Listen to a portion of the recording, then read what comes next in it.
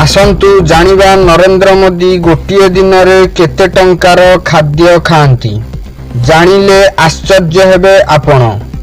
नमस्कार दर्शक बंधु, आपण देखुचंती ओडिशा न्यूज ऑफिशियल। प्रधानमंत्री मोदी देशर जने लोकप्रिय नेता।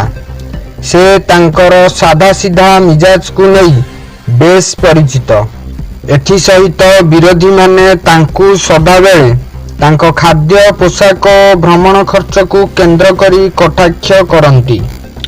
आसंतु आजी तांको खाइबा खर्च विषय रे विचार करिबा।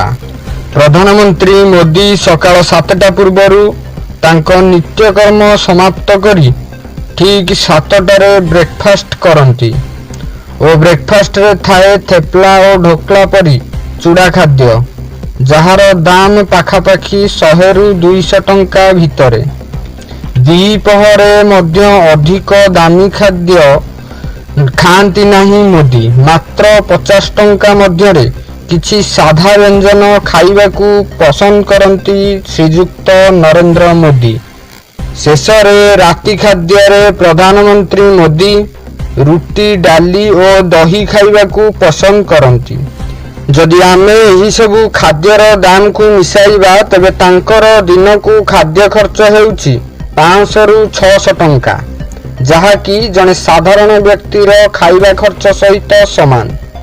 एथि सहित पीएम मोदी एही खाद्य खर्च को निज वेतन रु देइथांती, अर्थात एथि पई राजकोष कौनसी व्यय करी नथाए। श्रीजुक्त नरेंद्र मोदींकर एही सरल और साधारण जीवन शैली पई एक लाइक शेयर सब्सक्राइब करने को भूलंतु नहीं और आपणकर मत कमेंट बॉक्स रे कमेंट करंतु। रहिली, धन्यवाद।